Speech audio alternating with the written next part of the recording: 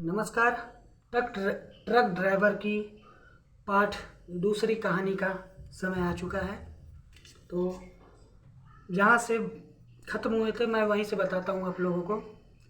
तो उनको एक घर में बंद कर दिया जाता है जहाँ कुछ खाने को ना पीने को है। फिर रात जब 10 बजता है तो 10 बजे रात को उस ट्रक मालिक आता है। तो अगले से बोला जाता है कि तुम मेरा 2 लाख रुपया कब दोगे। तो वो जो ट्रक ड्राइवर था वो बोला कि मैं तो ट्रक चलाने आया था और मैं आपका ट्रक बेचा भी नहीं हूँ। तो चलिए, ऐसा है बेचा हूँ तो चलिए थाने पे बात करिए कि मैं ट्रक यहाँ बेच के जाता हूँ। और वैसे कोई भी ट्रक थाने पर कौन बेचता है, बेचेगा तो किसी और को बेचेगा, लेकिन थाने पे तो नहीं बेचेगा। तो इस वजह से वो लोग क्या किए, एक मजबूर आदमी को बांध कर 4-5 लोग पीटे। 4-5 लोग पीटे बेल्ट से, डंडा से, मुंह में कपड़ा ठोस कर कि ये चिल्लाए ना। इस तरीके से उसको मारा गया कि फिर वो अपना जो भी बात था कह नहीं पा रहा था। फिर वहाँ से मार कर उसको फिर छोड़ दिया गया।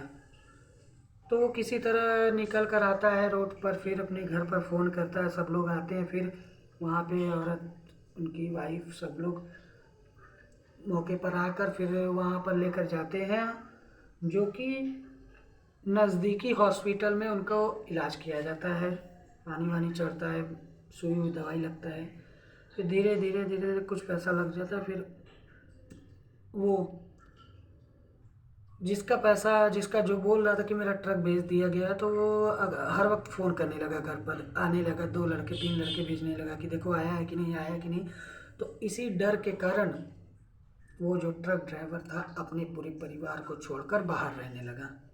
कभी कभी फ़ोन करता था 12 बजे, 2 बजे, 3 बजे भोर में आता था, मिलता था, चला जाता था। क्योंकि मैं यहाँ रहूँगा फिर से पकड़ाऊँगा, फिर से मार खाऊँगा, मेरे पास 2 लाख रुपया तो है नहीं, कहाँ से देंगे। तो इस वजह से वो अपना बाहर रहने लगे। तो धीरे धीरे बाहर रहते रहते ट्रक व्रक चलाने लगे। आते जाते किसी और से उनका जैसे कि संबंध बना। जैसे मान लीजिए कोई ठिकाना बना, तो ठिकाना मिल गया, फिर ठिकाना मिल गया, ठिकाना मिलते मिलते धीरे धीरे धीरे धीरे वो वहीं रहने लगे। फिर यहाँ से 2 महीना, 4 महीना, 6 महीना, 7 महीना, 8 महीना, साल भर बीत गया, वो आए नहीं। अब बचे उनकी वाइफ और 4 बच्चे। तो वो लोग परेशान हो गए। परेशान होकर, इतना मजबूर होकर फिर वो लोग कहे क्या करे, पापा तो आ नहीं रहे, ऐसे होगा क्या होगा, कैसे कैसे कर कर बीता। फिर जो जिससे ज़मीन लिया गया था, तो जो वो लोग ज़मीन लिए थे, तो फिर उसको क्या हुआ कि पैसा देना था। अब वो ज़मीन वाला भी आने लगा कि तुम घर खाली करो, पैसा दो, नहीं तो ये है वो है।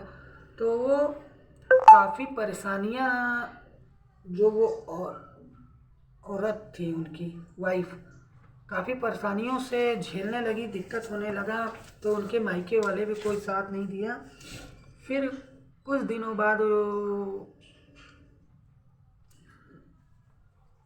जो उनकी वाइफ रहती है, उनके भाई आते हैं।